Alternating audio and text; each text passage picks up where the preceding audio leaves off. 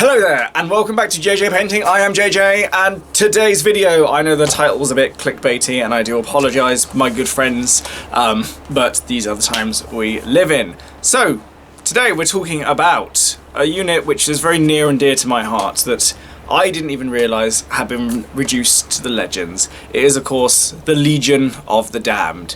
And obviously, to commemorate this, we are going to be painting one of the Damned Legionaries, this guy right here, who really is damned now to the legends. But this is quite a recent one to me, and I didn't really realise about this, but thinking about it, I suppose we shouldn't be that surprised, to be honest with you. They've been around for a while, they've been up and down in people's estimations for years, so the fact they're now in the legends probably isn't that much of a surprise, and I've given some thought as to how they may have ended up there, so that's what we're going to be talking about today. So, without further ado, let's talk about some damned legionaries. Okay, when it comes to the Legion of the Damned, some of you may not be that familiar with them, so let's give ourselves a very quick recap. The model that I am painting here is a Damned Legionary. The Legion of the Damned have origins in 40k, going right the way back to the early editions. Back into 1989, I believe the first models came out, and they had a re-edition in 2009, nearly 20 years after they first saw the light of day. Now, the Legion of the Damned are quite distinctive, even amongst Space Marines, even now, to be fair to them. They do have a monochromatic black colour scheme covered in icons of flames, bones, and all that iconography that goes with it. So they very much are the images of death and hellfire that we don't really see quite as prevalently across other loyalist units of the Space Marines, or across the Imperium at large, really. They do in some respects, and have been compared to Chaos Marines in some respects, but they are very clearly not, and quite decisively not. Now, let's look at the origins of the Legion of the Damned. And as I said in the opening, there are three areas that I want to touch upon here today when it comes to the Legion of the Damned, and their potential reasons why they are now in the legends. And that is mystery, models, and moving forward. So let's start off with mystery. Legion of the Damned first came around in that early-ish era of 40k, where there was a lot of mystery and a lot of questions around much of the lore and much of the characters and the races within the universe as well. And as time's gone by, some of these have been answered, largely thanks to the Horus Heresy series. Now, it's fair to say that when Games Workshop started introducing these early myths and legends that were very prevalent in the early years of 40k. That's probably to do with the sense of they weren't sure, firstly, how long it would last for, but also it did mean that if for whatever reason they would have to stop updating 40k or the lore at any point, it would always mean that those intriguing mysteries would hang over it and always give people something to return to and to speculate over. And to be fair, that is quite an effective strategy for any mythos, and it's been quite good for them even up till now. But as the years have gone by, and especially with the Horus Heresy, more and more of the big mysteries that surround the 41st millennium have started to be exposed, such as why did Horus fall to chaos? Why did some of the Primarchs betray the Emperor? What happened to some of those Primarchs after the Heresy? And other big questions, such as how did the Chaos Marines end up in the Eye of Terror? What happened to the Eldar, etc., etc., origins of Tyranids, etc. Now, I know that makes it sound like I'm not that interested in it, but I actually very much am, and I think the Legion of the Damned definitely fall into this category of early mystery. And I think one of the big things about them is that they had their reveal a little while ago, and their reveal was very much what had often been hinted at. They are the remains of the Firehawks, which are a Space Marine chapter from around about the 36th, 37th millennium, who did eventually disappear and then return as the Legion of the Damned. Now, from a lore perspective, that's quite a nice, tidy, neat little story. But I'd like to say, when it comes to the Legion of the Damned, a lot of people were expecting a bit more when it came to their final revelation. Who were the Legion of the Damned, really? Were they survivors of the Horus Heresy? Were they members of the Renegade Legions who had been fighting for 10,000 years under the guise of the Legion of the Damned? Could they potentially even be the two missing legions over which there's been much speculation and debate for the past however many years? And I think ultimately that was the problem with them, is that they were the Legion of the Damned. Legion. Just like the original Space Marine Legions. So that was a connection I think a lot of people were hoping to explore, that it would have its roots into the lore of 40k, right the way back to the Horus Heresy, rather than simply being something from the 41st millennium or something that came afterwards. And the other thing to remember is that the Legion of the Damned, especially from the 5th edition codex onwards, were quite prominent in that codex as well. They featured in quite a lot of battle reports, they were quite good models when they came around, very distinctive models, mind, and we'll get to that in a second. So when it comes to matching up those models and the lore, I do think people wanted more. And when we go back to that reveal for a second, talking about the Firehawks, who were, to be fair, quite an interesting chapter, but not the most interesting chapter or the most interesting aspect of the Space Marines overall. And whilst it is completely fine and acceptable that the Firehawks are the primogenitors of the Legion of the Damned, and their tragic downfall is still quite a good and satisfying story in lots of respects, when it comes to 30 years worth of hype, and you've got to remember the Legion of the Damned have been around for much longer than certain aspects that have become quite popular and quite prevalent in the Horus Heresy. And ultimately that does then lead to the even bigger question of why did they end up going down that route and not giving them something a bit more to do with the Legion of the Damned, and we'll also get to that later on. But just to summarise for you, the mystery surrounding the Legion of the Damned was solved, and it wasn't necessarily solved in a way that people wanted it to be solved, or in a way that people were particularly satisfied or interested in. And ultimately I think that for the Legion of the Damned, from a history background or a lore background, that began to dwindle off when the mystery was answered in a way that most people simply weren't that moved by. But now we get onto the models, and to be fair, not every model needs a fantastic paragraph worth of lore or an epic saga to back it up. Sometimes a good model can just be that, and it will hold up on its own in that respect. And the Legion of the Damned models certainly are good models, especially the newer ones. Well, I say newer, they're now nearly 20 years, they're about 12 years old at time of recording. And the new models were very much made of metal as well. And just like the old ones, they held a lot of the similar iconography and lots of things which you could see from one to the other. But the crucial difference is that they were far more in line with Space Marine kits of the early 2000s. That is to say, far bigger, far more dynamically posed, everything was far more interesting, and all the decoration and iconography was far more pronounced and a lot more detailed across the entire model. There was a bit of a shame that there was no Legion of the Damned Dreadnought that came along with them this time, as there had been the last time round, but that ultimately was a bit of a relatively small price to pay, I think, because these models were very nice, and they were made of metal initially, and then later on they were in fine cast, which I think, to be fair, is potentially a reason why they suffered their fall, but we'll get to that later on.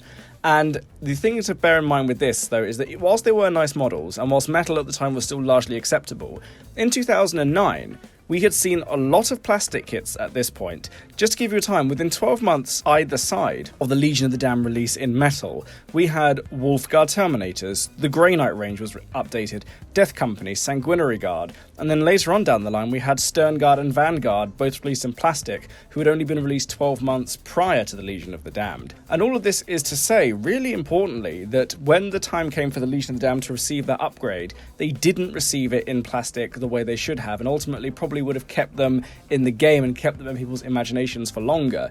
Even though the move to Primaris has predominantly dominated the Space Marine launches for a very long time now, it's very fair to say that a lot of the newer plastic kits for the Space Marines, such as the Stern Guard, the Vanguard, do definitely hold up on their own merits, even to this day. But there's another slight issue which does come with the Legion of the Damned, and I want to compare them to the Deathwatch box that came out not that long ago. Now, the Deathwatch came along very much after there had been an update in the technology of creating models from the Legion of the Damned, but there's a very important difference between them. When the Legion of the Damned came out, you could get them in a 5-man squad with your sergeant and hit a couple of guys with bolt guns, but then the special weapons they could have and the heavy weapons they could have were sold separately. That is to say, a separate legionary holding a flamer or a separate legionary holding a melter gun. Now, if we just divert ourselves very quickly, the Legion of the Damned squads could be equipped more or less in the exact same way as a tactical squad, so one special weapon, one heavy weapon, and that was about it really. And that would have been fine. But because this was a 5-man box of metal models, so not multi-part plastic models, it meant that those options were limited as to what you got. So when you bought a box of 5 Marines, you would then have to go and buy another box to get anything in terms of special weapons or heavy weapons, or even convert them out of the plastic Devastator kits or from the tactical squad kits. So if you wanted to equip your Legion of the Damned squad, you did have to get bits and components from other models and other kits. Now, thankfully, Games Workshop doesn't do that anymore, and the reason I bring up the Deathwatch box is because the Deathwatch Kill Team was a very good box for getting everything you needed to build the Deathwatch Kill Team in there, and you could then expand it out into other armies, into other kits if you needed to. So most of the things in the Deathwatch Kill Team box is compatible with things like Vanguard, Tactical Squad, Stern Guard, if you wanted to get particularly creative and didn't just want to stick to those models. But the Legion of the Damned were the opposite. You needed to bring things from other kits in order to expand on the full range of possibilities they had available to them. And I do think that has historically harmed a lot of units and a lot of models. It's sort of okay in the early years for Space Marines and most of the ranges in 40k and arguably Fantasy, when buying multiple kits was expected, so crossing equipment and crossing components was very much something you do to kit bash your models the way you wanted. But when it becomes an essential part for the sake of one unit, that's where problems are created. And also, the last thing I want to say about the actual models themselves is that when they did move over to Finecast, they did definitely lose a little bit of their versatility. Because of how prominent all the details were on the Legion of the Damned models, those were able to come out in slightly sharper relief, which was good. But unfortunately, where the mold lines and where the air bubbles can form on those models actually made it much harder for them to come out looking good the first time round. And I do believe, from what I understand, allegedly, this is a battle that Games Workshop struggled with for a very, very long time. And then, of course, this raises the question, well, then why didn't they have a plastic kit? Why weren't they converted into plastic like so many other kits have been across all the ranges and across all the races? Even if we look over at the Middle-earth ranges that have very much seen a massive decrease in sales from when they first came out in 2003. And to be fair, they are on a bit of an upward swing now. But in 2009, it's fair to say that was definitely when they were at one of their lower points. And there's a reason for that, which is quite simple, and that's when we come into moving forward. So to summarize, the models, whilst they were received well at the time and were good for the time, it's still in metal, was perfectly acceptable, they just simply weren't brought up to speed as time went by. So in some respects, you could argue that Legion of the Damned got left behind once in 1989, and then they got left behind again in 2009 when the rest of the Space Marine range was being rapidly updated and upgraded as time went by. I think it's fair to say that whilst the models do still look very impressive today and definitely still have a place within the game, it's very hard to then completely overlook the question, why aren't they in plastic? Why weren't they released in plastic? And then obviously this brings me on to my final point, moving forward. Moving forward is something which Games Workshop does with a relentless pace, and I applaud them for it personally, although they do have a habit of leaving things behind occasionally, and the Legion of the Damned is definitely one of them. Now, initially, when we think about how this worked, the Legion of the Damned were very prevalent from their debut, or rather second coming for want of a better word, in 2009. The Legion of the Damned were very prominent, very, very prominent indeed for Space Marine players. Obviously, they were initially included in the Space Marine Codex, and they were in every Space Marine Codex for 5th edition, 6th edition, and 7th edition. And ultimately, whilst you could have them, they didn't receive any benefits from chapter tactics. And arguably, that's absolutely fine, and that could still work today. They were very much in those codexes as a part of the chapter, but obviously they wouldn't benefit from the same chapter tactics. And even in 8th and 9th edition, there are lots of armies that have units and have squads that do this, that have things like chapter tactics or regimental traits, and you take units that don't necessarily benefit from them, but you can still take them and it doesn't cause much of a problem. However, with Legion of the Damned, the problem started when they moved into their own codex or codex spin-off, similar to what happened to Harlequin, Skitarii, and arguably Imperial Knights. However, unlike those three, which have all had more units and more things added to them as time goes by, they only ever had the one unit of Legion of the Damned. There was no legionary captain, there was no dreadnoughts, there was nothing else to add to this one squad. And it's very hard to build even a detachment around one squad, because ultimately that becomes either a very limited detachment or a detachment that simply is copy and pasting itself ad infinitum just to fill up space. And if there's one thing that I believe players in 40k and Fantasy and Age of Sigmar do not like, it's simply filling up space with stuff they don't particularly want. And then, of course, this leads us on to what happened in 8th edition. Now, as far as I'm aware, the Legends status of Legion of the Damned is only relatively recent. I didn't even realise they were now out of production, which in and of itself is quite sad. But I think it's fair to say that there was one massive thing that came along to really push Legion of the Damned down the priorities list, and that had the words Primaris written all along the side of it. Yes, and let's be fair here, the Primaris range, without going too much into it, was a complete revolution to the Space Marines. Everything changed. A huge new range, all the things from the Heresy that people liked now kind of converted over to the Space Marines in a slightly more updated and slightly bigger, more impressive, more dynamic way. And say what you will about Primaris, but you have to admit they have had a massive influence and impact. But obviously this has meant a few things have been pushed out, not the least of which have been the Legion of the Damned. And it does of course then raise the question as to why was that so easy for the Legion of the Damned to be swept aside? Well, everything I've said so far, from a very minor stake in the lore, a very narrow and very limited way of getting hold of the models, and a very limited overall range within the army. But all of this ultimately still could have been enough to keep them in the codex, because they wouldn't have taken up that much space when you really think about it. And ultimately there are other things in that codex that probably could have gone to Legends at any other point so far in history. But nothing else from the Space Marine Codex has actually been taken out since 2004, which is really interesting when you look at a lot of the other codexes and the other armies that have come and gone. I do attribute this largely to being the fact that Games Workshop creates models for most things it puts in the Space Marine Codexes. You could argue that the Master of the Forge was taken out, but obviously he is now back in, even if it is an upgrade option, so he's still in there doing his thing. Where we get into the area of speculation, I think, with the Legion of the Damned. I think the Legion of the Damned simply didn't have enough going for them, either in the game or in the lore, to keep people interested in them at the time. And even though they did have quite a good novel come out a few years ago that did expound on quite a few things, that simply wasn't enough. And I don't think anyone was really going into 40k looking for a Legion of the Damned army. Legion of the Damned are a good squad, but much like the Fallen and Chaos Marines today, they are very much there, but it's hard to say why they are there or what they offer.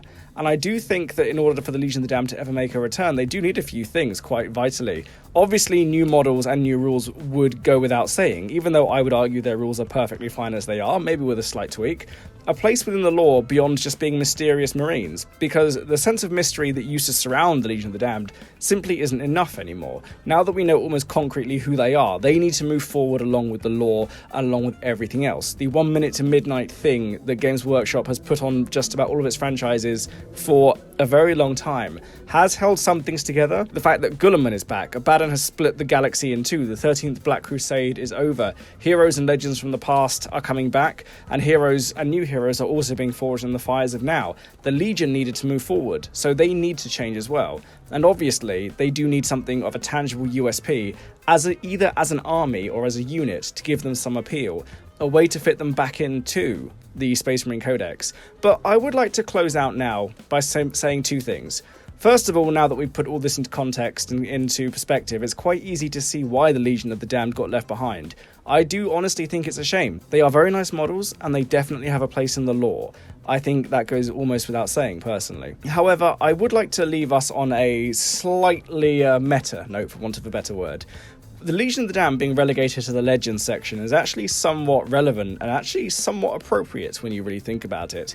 The Legion of the Damned really are things of legends, half spoken about, half seen, half truths that not everyone even believe exist or are even convinced that they really are a real thing. Now, the Space Marines have near mythical status within the 41st millennium, so the idea of there being spectral Space Marines who are almost unkillable in the lore is orders of magnitude further out for a lot of people. And whilst many within the Imperium don't believe that the Legion of the Damned exist, Games Workshop clearly feel the same way in some respects as well. But in that respect, maybe them being in the Legends is ultimately the most appropriate place for them. I don't know. Maybe they should come back. Maybe they should stay as Legends and that's it. Let me know your thoughts below. Do you think the Legion of the Damned should come back? Do you think they should stay in the Legends? And most importantly, if they were to come back from their status as Legends, how should they change? And what should they be when they do return? Let me know your thoughts. I look forward to hearing from you. So, those are my thoughts as to how the Legion of the Damned ended up in the Legends and have been removed from the Codex and the competitive listing in some respects as well. Let me know what you guys think in the comments below. I try to post my videos on Fridays and on a day during the week. And like, subscribe, all that good YouTube chilly stuff. Most of you know this by now. Thank you all very, very much for watching. Goodbye and have a lovely day.